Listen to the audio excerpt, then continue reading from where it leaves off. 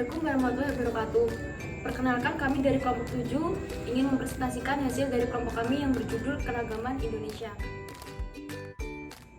Perkenalkan, nama saya Elisa Disa Putri, nama saya Nadine Immanuela Saragi. Nama saya Rian Hidayat. Nah, di sini kami akan menjelaskan tentang keragaman Indonesia. Yang pertama akan dijelaskan oleh rekan saya, yaitu Nadine.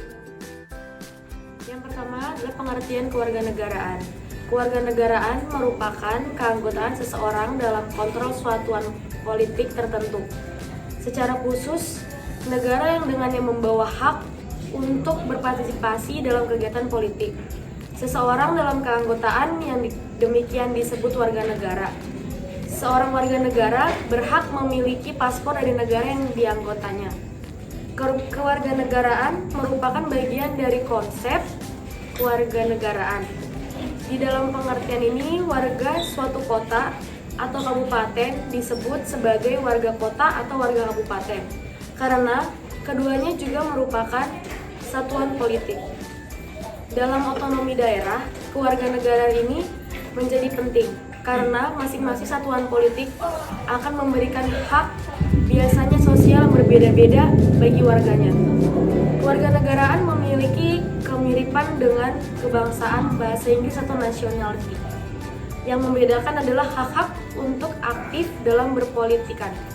Ada kemungkinan untuk memiliki kebangsaan tanpa menjadi seorang warga negara. Contoh, seorang hukum merupakan subjek suatu negara dan berhak atas perlindungan tanpa memiliki hak berpartisipasi dalam politik. Juga dimungkinkan untuk memiliki hak politik tanpa menjadi anggota bangsa dari suatu negara. Yang kedua ada pengertian nama etimologi Indonesia. Etimologi nama Indonesia sendiri berasal dari bahasa Yunani kuno, yaitu dari kata idos yang berarti Hindia dan nesos yang berarti kau. Jadi kata Indonesia memiliki arti kepulauan India atau kepulauan yang berada di wilayah India. Nama Indonesia sendiri pertama kali muncul dan diperkenalkan oleh James Richardson Logan pada tahun 1850 dalam Journal of Indian Archipelago and Eastern Asia. Yang ketiga tentang pengertian sejarah Indonesia. Sejarah Indonesia meliputi suatu rentang waktu yang sangat panjang yang dimulai sejak zaman prasejarah berdasarkan penemuan manusia Jawa yang berusia 1,7 tahun yang lalu. Orde Reformasi yang berlangsung sampai sekarang, Soekarno, 32 tahun masa pemerintahan Soeharto. Negara Indonesia memiliki semboyan Bhinneka Tunggal Ika yang memiliki arti berbeda-beda tetapi tetap satu. Indonesia merupakan negara kepulauan yang memiliki banyak etnis suku dan kepercayaan banyaknya tradisi untuk dan kebudayaan yang ada di berbagai daerah di Indonesia. Hal ini menjadikan tradisi tersebut wajib kita ketahui seperti ritual Tiwa di Kalimantan Tengah, tradisi pemakaman di Minahasa, Sulawesi Utara, Magnet di Toraja, Sulawesi Selatan, dan tradisi lompat batu yang ada di Nias, Sumatera Utara. Yang keempat, pengertian tentang berdirinya bangsa Indonesia. Indonesia sejak diproklamirkan kemerdekaan negara ini menganut falsafah bahwa hanya ada satu bangsa di wilayah negara Republik Indonesia, yaitu bangsa Indonesia. Hal ini sesuai dengan tekad para pemimpin Indonesia pada Sumpah Pemuda tahun 1928. Tetapi kemudian perlu dipahami lebih dalam bahwa konteks satu bangsa yang diucapkan dalam Sumpah Pemuda tersebut sangat bernuansa historis, di mana semua manusia atau kelompok manusia yang berdiam di wilayah Indonesia yang punya majikan yang sama, yaitu pemerintah Belanda yang diwakili oleh pemerintah kolonial Hindia Belanda.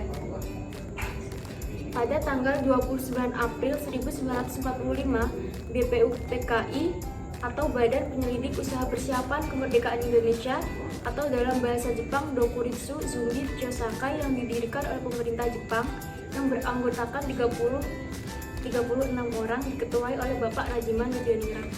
Yang kedua, 6 Agustus 1945. Sebuah bom atom meledak di kota Hiroshima, Jepang. Pada saat itu, padahal Jepang sedang menjajah Indonesia. Yang ketiga, pada tanggal 7 Agustus 1945, Fitur PKI kemudian berganti pada tanggal menjadi PPKI atau Panitia Persiapan Kemerdekaan Indonesia, atau dalam bahasa Jepang disebut Dokuritsu Jumbi Inkai, atau diketuai oleh Insinyur Soekarno. Yang keempat yaitu pada tanggal 9 Agustus tahun 1945, bom atom kedua kembali dijatuhkan di kota Nagasaki yang membuat negara Jepang menyerah kepada Amerika Serikat.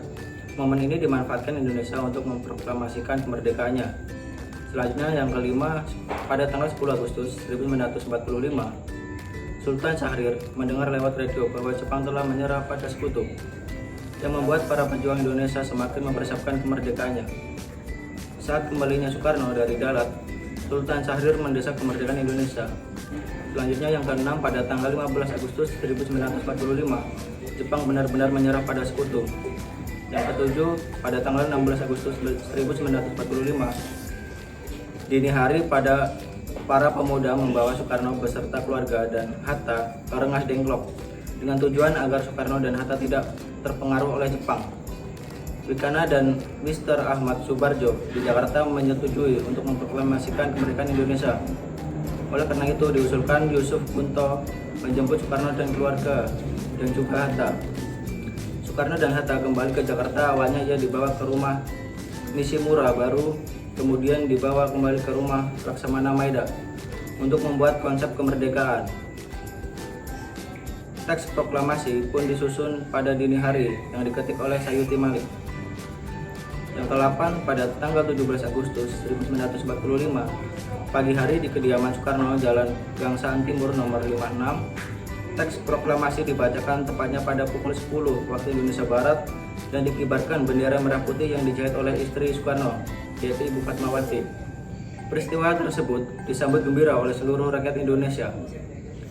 Dan yang terakhir sebagai penutup, yaitu pada tanggal 18 Agustus 1945, PPKI mengambil keputusan mengesahkan Undang-Undang Dasar 1945 dan terbentuknya NKRI, yaitu Negara Kesatuan Republik Indonesia, serta terpilihnya Insinyur Soekarno dan Muhammad Hatta sebagai Presiden dan Wakil Presiden pertama Republik Indonesia. Jadi kesimpulan dari makalah kami ini adalah pendidikan kewarganegaraan adalah program pendidikan berdasarkan nilai-nilai Pancasila sebagai wahana untuk mengembangkan dan melestarikan nilai-nilai luhur dan moral yang berakar dari budaya bangsa Indonesia, yang diharapkan dapat menjadi jati diri yang diwujudkan dalam bentuk perilaku dalam kehidupan sehari-hari. Para mahasiswa baik sebagai individu, sebagai calon guru atau pendidik, anggota masyarakat, dan makhluk ciptaan Tuhan Yang Maha Esa.